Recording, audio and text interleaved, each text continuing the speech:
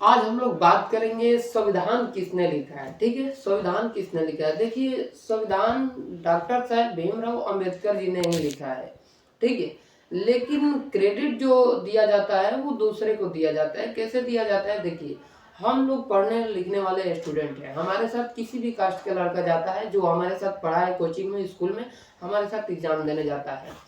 देखिए, जब एक दलित समाज के जो लड़का था, उसे बहुजन भी कहते हैं, ठीक है, वो गया था हमारे साथ। ठीक है, कहिएगा अगर जज साहब कहें या कोई भी कहे तो हम फोटो भी दिखा देंगे उस लड़के को, जो लड़का हमारे साथ एग्जाम देने गया था। ठीक है, हम दोनों एग्जाम देने गए थे पहली बार। ठीक है, जो कि एमटीएस का एग्जाम था, उसमें क्वेश्चन आया था कि जो संविधान है, निम्नलिखित में से या निम्न में से संविधान के निर्माता कौन है। ठीक है, ऑप्शन था दोस्तों, ऑप्शन था भीमराव अंबेडकर, दूसरा ऑप्शन था डॉक्टर राजेंद्र प्रसाद, तीसरा ऑप्शन था संविधान सभा।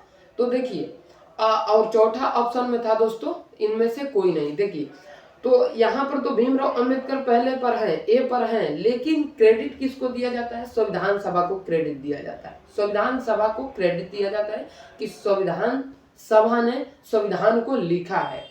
मैंने दलित समाज के उस लड़के से पूछा कि मैंने कहा कि भाई ये आजकल पूरा बवंडर मचा हुआ है कि संविधान भीम बाबा ने लिखा है, ठीक है, या भीमराव अंबेडकर जी ने लिखा, आपने किस पर टच किया। तो सबसे पहले कहा था दुनियादारी अलग चीज है, एग्जाम अलग चीज है, उसने बोला। ठीक है, दुनिया में लोग कहता है तो क्या क्रेडिट हमको संविधान सभा को देना है, ना कि भीमराव अंबेडकर को देना है। मैंने कहा देखो, अगर संविधान सभा नहीं होता ऑप्शन में तो क्रेडिट हम लोग भीमराव अंबेडकर को ही देते, लेकिन संविधान सभा है तो इनका क्रेडिट छीन लिया जाता है।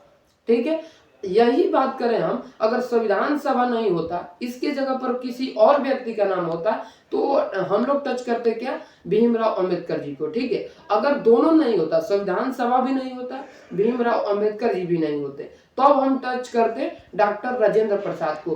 तो हम स्टूडेंट ऑप्शन डिपेंडेंट होते हैं और हम लोग तथ्यों के साथ बात करते हैं, ना कि हम लोग जय संविधान का नारा देंगे। लेकिन संविधान भीमराव अंबेडकर जी ने लिखा, ये सरासर एग्जाम देने जाते हैं तो ये बातें गलत हो जाती है, क्योंकि क्रेडिट संविधान सभा को दिया जाता है। और आदरणीय भीमराव अंबेडकर जी ने को लोगों ने कहा था कि आपने संविधान लिखा, लेकिन भीमराव अंबेडकर जी इतने अच्छे इंसान थे कि क्रेडिट उन्होंने सब लोगों को दिया, कि हम अकेले नहीं, सबने मिलकर लिखा है। ठीक है, तो ऐसे महापुरुष या ऐसे देशभक्त या ऐसे संविधान सभा बनाने वाले सभी संविधान सभा वासियों को मेरा नमन है, और आदरणीय भीमराव जी का भी नमन है। जय श्री राम, जय भीमराव, जय भीम।